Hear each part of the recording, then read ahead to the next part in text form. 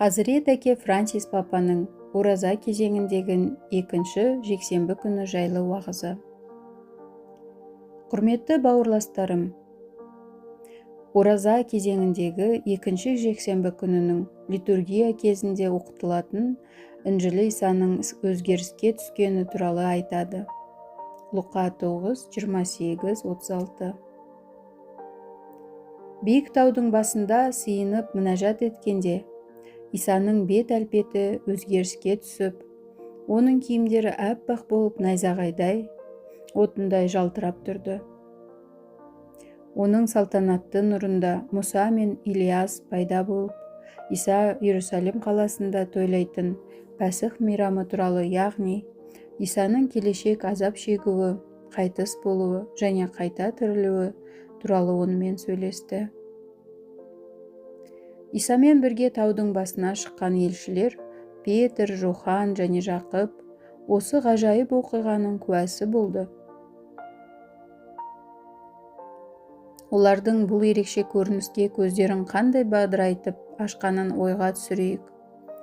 Інжіл жазушысы Луқа Петрдің және онымен бірге жүргендердің ұйқыға жатқанын және оянғаннан кейін олар Исаның салтанатын көргенін атап өтеді. Луқа 9:32. Осы үш елшінің ұйқыға жатқаны қарама қайшылық сияқты ғой. Кейінірек Гетсиман бағында дәл осы елшілер Исаның азапты мінәжат еткен кезінде ұйықтап жатқан еді. Сонда Иса олардан сергек болуға шақыратын еді. Марқа 14:37-41. Елшілердің осындай маңызды сәттерде ұйықтағысы келетіні түсініксіз екен. Алайда бүгінгі Інжіл мәтінді мұқият оқитын болсақ, Петр, Жохан және Жақып Исаның өзгеріске түскен кезінде дейін, яғни дәл Иса мінәжат етіп жатқан кезде, елшілердің ұйықтап қалғанын көре аламыз. Дәл осындай жағдай Гетсимани бағында да болды.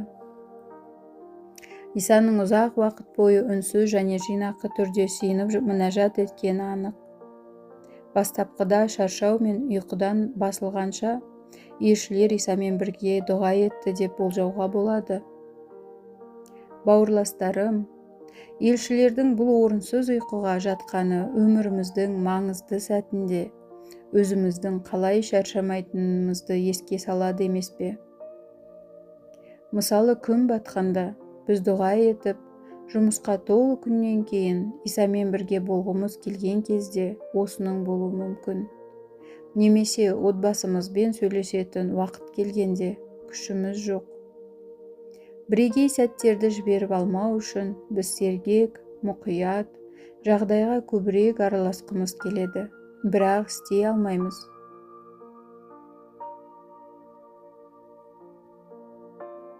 Ораза кезеңі бұл әрекет етуіміздің мүмкіндігі.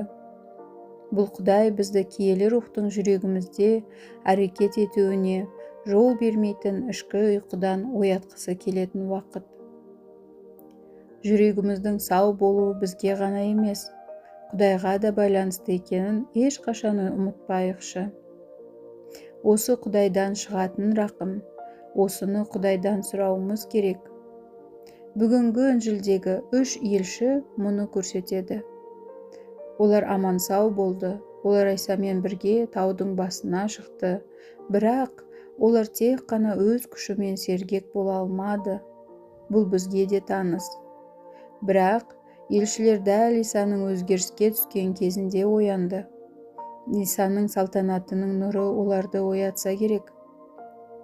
Елшілер сияқты бізге де нәрселерді басқаша қарауға көмектесетін Құдайдың нұры қажет. Құдай бізді тартады, оятады, дұға етуге, шабаттандырады, әрі басқа адамдарға уақытымызды бағыштауға мүмкіндік береді.